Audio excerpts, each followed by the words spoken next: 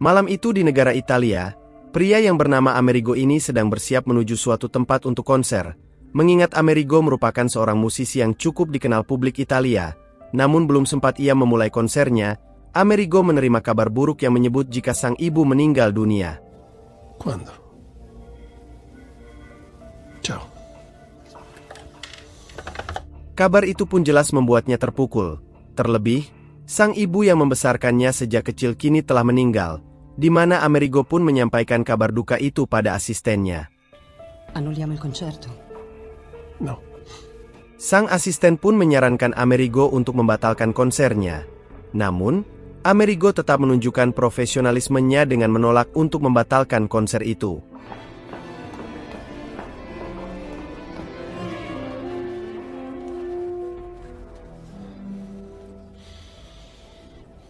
Meski sedang dirundung duka, Amerigo tetap melangkah menuju panggung dan berusaha memberikan penampilan terbaiknya di hadapan para penggemarnya, walau raut wajah duka tak bisa ia sembunyikan.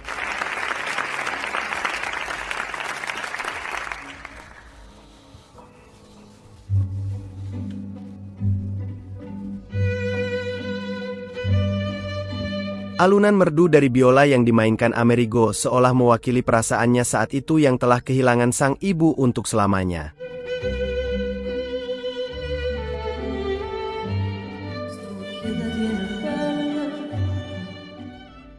Kemudian scene pun beralih pada tahun 1944 di Napoli tepat saat Perang Dunia Kedua sedang berlangsung, di mana seorang ibu bernama Antonietta berlari panik mencari anaknya yang masih kecil yang tak lain adalah Amerigo. Mengingat saat itu tentara sekutu sedang gencar melancarkan serangan udara di kota Napoli.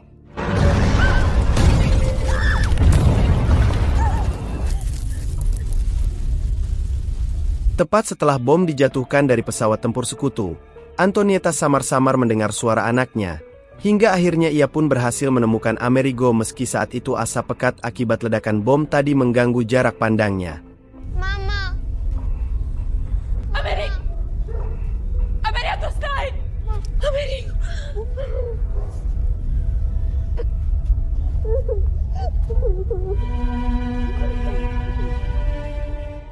2 tahun kemudian setelah Perang Dunia Kedua berakhir, Antonietta pun harus berjuang keras membesarkan Amerigo seorang diri, mengingat saat itu sang suami pergi merantau ke Amerika untuk mencari peruntungan, hingga ia selalu mengajak Amerigo yang saat itu sudah berusia 8 tahun. Nieta pun menemui seorang pengurus kantor komunis yang bersedia membantu para orang tua yang mengalami kesulitan finansial dalam membesarkan anak mereka agar bisa mendapatkan kehidupan yang layak.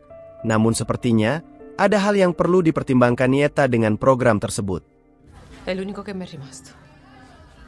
C'è già avanzato. Kehidupan sulit yang dialami mereka dan hampir semua orang di masa itu membuat Amerigo tak bisa merasakan pendidikan di sekolah. Dan saking sulitnya kehidupan mereka, jajanan pinggir jalan pun seolah menjadi makanan mewah yang jarang sekali bisa dirasakan Amerigo. Grazie. Grazie. Setelah sang suami pergi merantau ke Amerika beberapa bulan lalu, beban hidup yang dipikul Nieta pun terasa semakin berat, meski mayoritas penduduk di sana tergolong kurang mampu.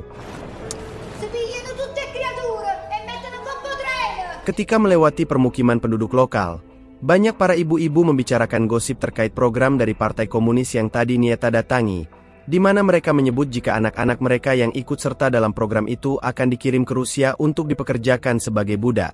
Namun, Nieta pun kesal saat ia dianggap akan menjual anaknya pada komunis.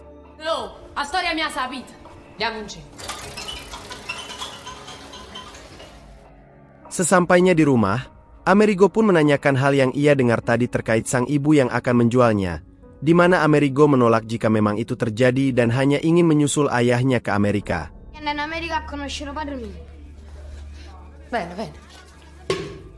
Tak lama kemudian, seorang pria bernama Capa pun datang untuk mengambil kopi pesanannya pada Nieta, walau sebenarnya ada maksud lain dari kedatangan Capa ke rumahnya. Hidup terpisah jauh dari suami yang merantau mencari nafkah membuat Nieta sering merasa kesepian. Terlebih, Capa kerap kali membantunya saat mengalami kesulitan ekonomi. Capa pun lalu berpura-pura memberikan uang pada Amerigo agar keluar rumah. sehingga dia bisa bermantap ria dengan Nieta. Kehidupan masa kecil yang sulit harus dijalani Amerigo, yang mana saat itu ia dan sahabatnya yang bernama Tommasino pun rela mengumpulkan barang bekas atau pakaian bekas untuk mereka jual di pasar agar bisa membantu sang ibu. Se tenevano i soldi, dove buttavano i comunisti? Sampai di pasar, tak ada satupun orang yang mau membeli barang bekas yang mereka jual. Namun seketika itu, mereka melihat seorang penjual hamster yang laris didatangi pembeli. 3 animali, 250 euro. Grazie. Malam harinya, Amerigo mengajak Tommasino ke sebuah rumah duka yang terdapat banyak barang-barang bekas. Namun, yang terpikirkan oleh Amerigo bukanlah barang bekasnya, melainkan hama tikus yang berlimpah di sana akan ia manfaatkan untuk dijual seperti yang mereka lihat tadi siang di pasar, meski mereka harus memikirkan cara agar tikus liar itu berwarna putih serupa dengan yang dijual para pedagang di pasar. Dan ketika pagi, mereka berniat mewarnai tikus liar itu menggunakan cat yang diberikan oleh gadis kecil bernama Mariuccia. Mariuccia, calmati. Che zoccolo bittato. Singkat cerita, keduanya sudah siap menjual hamster palsu dengan harga 200 lira untuk 2 ekor. Dan tanpa menunggu lama, pembeli pertama mereka pun datang yang membuat mereka senang. Namun tak lama kemudian, hujan yang tiba-tiba turun membuat aksi mereka mengelabui pembeli akhirnya terbongkar. Alhasil, mereka nyaris menjadi korban amuk massa yang kesal dengan ulah mereka. Dan beruntungnya, Capa datang menyelamatkan mereka berdua.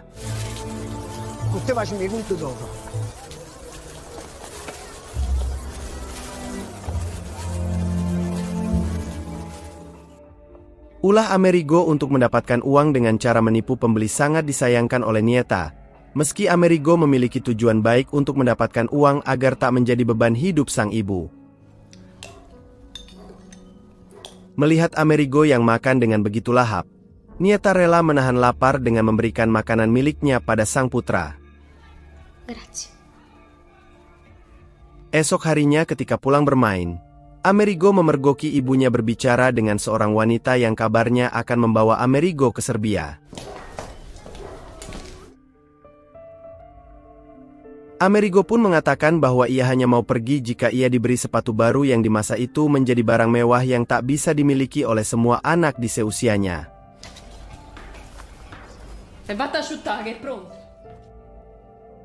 Nieta dan Amerigo pun kembali mendatangi kantor komunis untuk mengurus proses keberangkatan Amerigo, di mana Tommaso pun rupanya memilih ikut bersama Amerigo untuk mencari peruntungan di tempat baru mereka nanti. Nome? Amerigo. Età? 8 anni. Tommasi, che sei aspettando il vaporetto per Ischia? Dai, il treno si aspetta, forza, mettiti scappo. Ketika para ibu dan anak-anak mereka bersiap untuk mengantar anak mereka ke stasiun kereta, sekelompok ibu-ibu lain terlihat mengecam perbuatan para ibu-ibu yang tega menjual anak mereka pada komunis, di mana mereka sebenarnya dibohongi oleh para komunis dan meyakini jika anak mereka akan menderita. Amerigo pun terdiam penuh rasa khawatir bahwa ia akan bernasib buruk seperti apa yang diteriakan oleh ibu-ibu yang menentang keberangkatan mereka.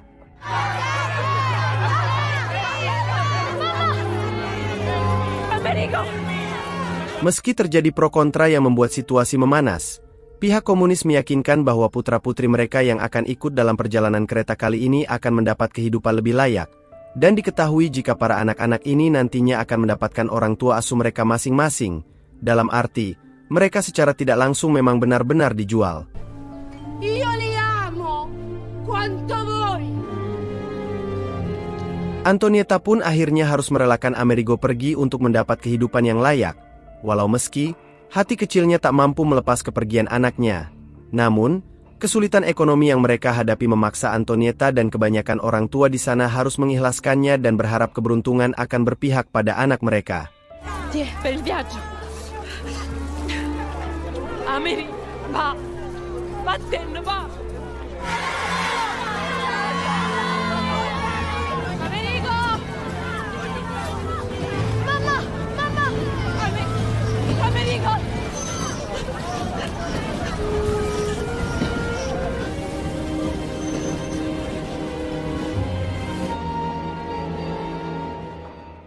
Ketika di dalam kereta, Amerigo dan beberapa anak lain yang sempat melemparkan jaket pada orang tua mereka sebagai kenang-kenangan baru terpikir jika di jaket itu ada nomor pengenal mereka. Hingga, seketika mereka pun berpikir bahwa mereka benar-benar akan kesulitan dikenali yang membuat mereka tak bisa kembali lagi pada orang tua mereka. Mereka pun serentak berteriak meminta agar diturunkan dari kereta. Namun, apa yang mereka lakukan hanya sia-sia, karena mereka tak akan mungkin bisa kembali dalam waktu dekat. Datemi le mani.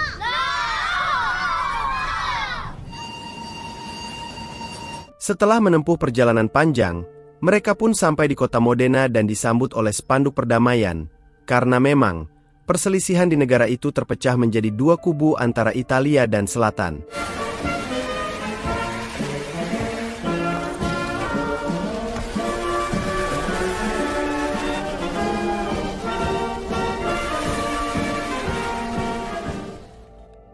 Sekalipun para anak-anak itu diperlakukan dengan baik dan disediakan makanan yang layak yang mungkin tak pernah mereka makan sebelumnya, tak ada satupun dari anak-anak itu yang mau berbicara. Bahkan mereka sempat berpikir jika mereka semua akan diracuni. Namun saat salah satu di antara mereka merasa jika makanan itu terasa lezat, seketika suasana riuh terlihat saat mereka melahap habis makanannya. Tak lama kemudian para orang tua asuh pun datang untuk menjemput para anak-anak itu. Di mana saat itu, Amerigo meminta pada Tommasino untuk mengakui jika mereka kakak beradik agar mereka tak dipisahkan. Namun sayangnya, pria bernama Libero pun datang untuk menjemput Tommasino. Furiso Libero.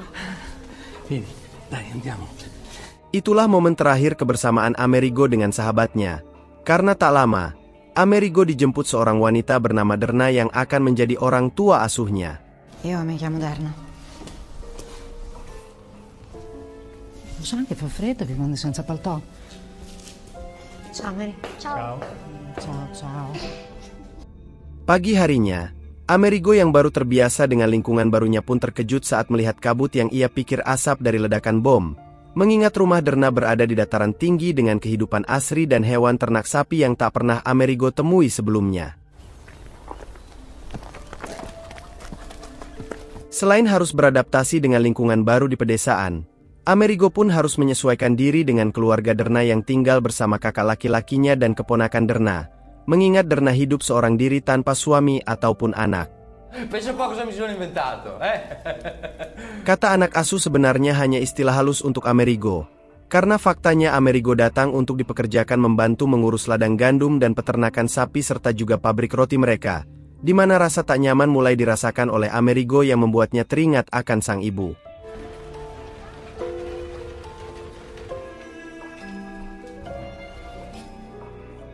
Meski begitu, Derma tetap berusaha untuk memperlakukan Amerigo dengan baik dan menganggapnya sebagai anaknya sendiri dengan mendaftarkan Amerigo ke sekolah agar Amerigo mendapatkan pendidikan yang layak yang tak pernah ia dapat dari ibu kandungnya. Sekalipun Amerigo belum pernah merasakan pendidikan sekolah, namun kemampuannya dalam berhitung cukup baik saat dia mampu menjawab pertanyaan dari gurunya, di mana ia menyebut jika hal itu dia pelajari saat ia menghitung sepasang sepatu para pejalan kaki di kota Napoli. No, maestro, è che a Napoli contavo le scarpe 2 a 2. Sepulangnya dari sekolah, Derna menasehati Amerigo untuk jangan menanggapi jika ada rekan sekolahnya yang mencari masalah. Dan secara perlahan pendekatan yang ditunjukkan Derna mulai membuat Amerigo menemukan rasa nyaman seperti pada ibunya sendiri. Seiring waktu berjalan, Amerigo mulai dekat dengan kakak laki-laki Derna yang bernama Alcid dan tertarik untuk belajar bermain biola pada Alcid. Karena memang, Alcid cukup piawai memainkan alat musik itu. Ketertarikan Amerigo pada biola pun diketahui oleh Derna yang mendukung penuh Amerigo yang bercita-cita menjadi pemain biola terkenal. No, gli strumenti voglio suonare. Hari demi hari, kasih sayang yang ditunjukkan Derna pada Amerigo semakin nyata terlihat layaknya pada anaknya sendiri. Meski kadang, rasa rindu Amerigo pada sang ibu selalu membuatnya ingin pulang. Suatu hari, Amerigo benar-benar merasakan apa yang belum pernah ia dapatkan sebelumnya saat hari ulang tahunnya dirayakan oleh Derna dan keluarganya. Terlebih, Amerigo mendapat kado ulang tahun spesial dari Alcide yang memberikan biola agar Amerigo bisa menggapai cita-citanya. Ma per me questo, è per me. Kebahagiaan pun terlihat dari raut wajah Amerigo dengan kado ulang tahun yang ia dapat, di mana hal itu perlahan mampu menyingkirkan stigma negatif terkait orang-orang komunis yang selama ini ia dengar. Oh, mi raccomando, trattalo con cura e tienilo sempre con te. Dai, forza, la mangiamo sta torta? Tak hanya itu, kejutan di hari ulang tahunnya itu pun diberikan oleh Derna yang menyampaikan kiriman surat dari sang ibu, di mana hal itu jelas membuat Amerigo senang karena bisa mengetahui kabar sang ibu untuk pertama kalinya setelah ia memutuskan pergi untuk mencari peruntungan. Non è potuto scrivere prima perché Beberapa hari kemudian, Alcide memandang kagum cara Amerigo memainkan biola dan mengira jika Amerigo pernah belajar alat musik tersebut sebelumnya. Sei davvero bravissimo. Ma avevi già suonato, non è la prima volta. Amerigo pun mengatakan jika tak ada satupun yang mengajarkannya bermain biola, karena ini adalah pertama kalinya ia bermain biola, dan di sanalah Alcide merasa ada bakat alami dari Amerigo yang diakini jika kelak Amerigo akan menjadi seorang musisi ternama. Suatu hari di perayaan Hari Buruh, Amerigo dan keluarga besar Derna ikut serta menghadiri perayaan tersebut, di mana Amerigo pun akhirnya bisa bertemu lagi dengan sahabatnya yang ternyata tinggal tak jauh dari desa tempat Amerigo diadopsi oleh keluarga Derna. ma Boruto si è abbellito, magari si è fatto comunista. Tak hanya itu, Amerigo dan Tommasino pun bertemu kembali dengan Mariuccia dan Rossana yang juga diketahui satu sekolah dengan Amerigo. Namun bersamaan dengan itu, Amerigo memergoki Derna yang ditampar oleh pacarnya. Ketika di rumah, Amerigo menceritakan terkait ibunya yang akan membalas jika diperlakukan seperti Derna tadi. Hingga secara perlahan Amerigo pun tak sungkan untuk membalas kebaikan hati Derna selama ini dengan kepedulian yang diperlihatkan pada Derna.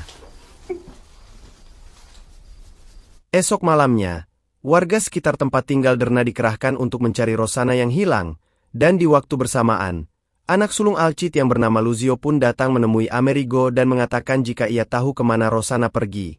Karena ia sempat menunjukkan arah tempat rel kereta api yang berada di belakang ladang gandum yang diketahui jika Rossana ingin sekali pulang ke Napoli, dan diduga nekat menyusuri rel kereta api agar bisa sampai ke Napoli.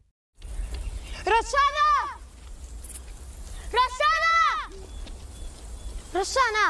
Beruntungnya, mereka berhasil menemukan kembali Rossana yang duduk di tepi rel kereta dengan wajah muram, di mana saat Amerigo dan Luzio ingin mengajaknya pulang, mereka mencium aroma bangkai yang ternyata berasal dari mayat seseorang yang tak jauh dari sana. Namun, mereka lebih memilih mengabaikan mayat itu untuk dievakuasi esok paginya. Beberapa bulan berlalu, seiring dengan ladang gandum yang siap panen, Amerigo teringat dengan janji Derna yang memperbolehkan Amerigo pulang pada ibunya saat ladang gandum sudah siap panen. Hingga di hari itulah Derna pun membantu mempersiapkan semua yang dibutuhkan oleh Amerigo dalam perjalanannya nanti, termasuk biola pemberian Alcide. Derna berusaha untuk merelakan Amerigo pulang pada orang tuanya. Namun kini, Amerigo justru merasa berat untuk meninggalkan Derna yang dengan tulus mau menjadi orang tua asuhnya walau hanya beberapa bulan, meski ia sempat melewati masa sulit saat awal kedatangannya di sana. Dai, fiol, che torni a casa dalla tua mamma. Sore itu pun Amerigo dan beberapa sahabatnya yang berasal dari Napoli bersiap untuk pulang, di mana Alcide pun berpesan pada Amerigo untuk selalu melatih kemampuannya dalam bermain biola yang diyakini jika Amerigo akan menjadi musisi terkenal suatu hari nanti. Ciao, ciao.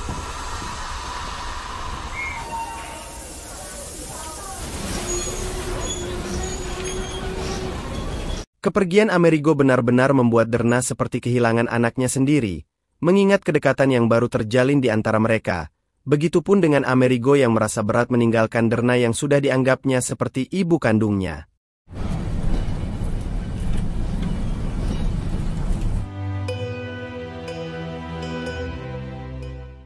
Singkat waktu, Amerigo dan yang lainnya telah sampai di kota Napoli, di mana Amerigo pun akhirnya bisa kembali bertemu sang ibu dan menceritakan apa yang ia temui di sana yang tak bisa ia dapatkan di Napoli.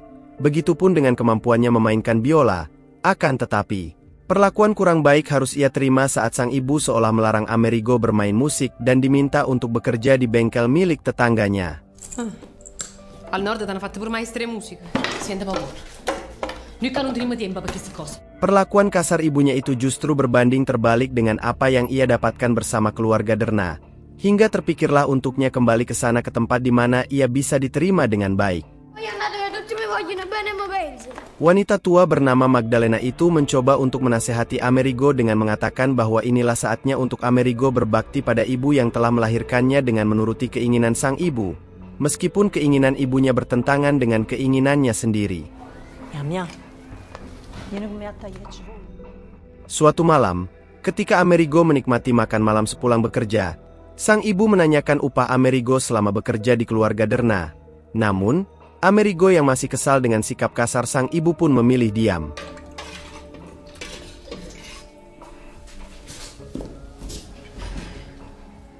Esok harinya, Amerigo yang pulang bekerja tak sengaja mendengar suara alunan biola dari dalam sebuah gedung, hingga Amerigo kembali ingat dengan biola miliknya yang dirampas sang ibu dan bergegas mencarinya.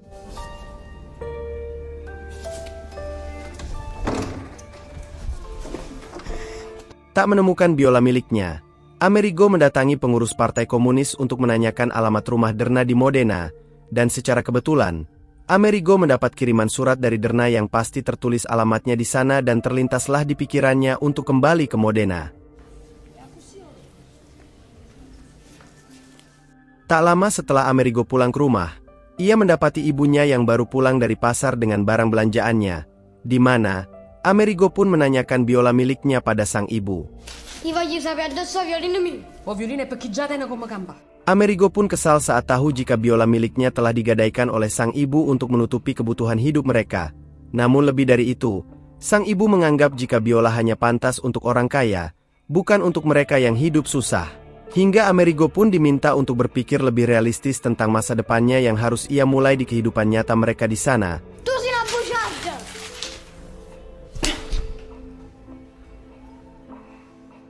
Pagi harinya ketika sang ibu masih tertidur, Amerigo membulatkan tekadnya untuk pergi dari rumah dan kembali ke Modena, tempat di mana dia bisa diterima dengan baik oleh Derna dan keluarganya. Terlebih ia mendapatkan dukungan penuh untuk menggapai cita-citanya. Sampai di stasiun kereta, Amerigo menyelinap masuk ke dalam gerbong kereta yang akan membawanya ke Modena dan duduk tepat di hadapan seorang ibu dengan anak perempuannya, di mana Amerigo mengatakan jika dia akan ke rumah bibinya di Modena untuk tinggal di sana dan menyebut jika ibunya sudah meninggal.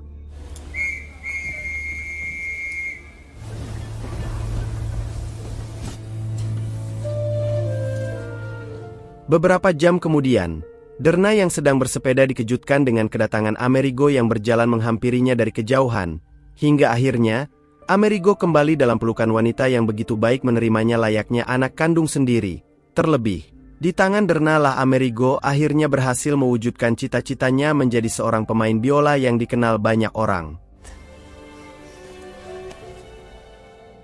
Kembali ke masa sekarang tepat saat Amerigo sampai di rumah mendiang sang ibu, di mana ia pun tak mampu menahan air matanya saat melihat biola yang pernah digadaikan oleh ibunya. Terlintaslah dalam pikirannya rasa penyesalan karena tak bisa berada di sisi sang ibu saat ibunya tutup usia.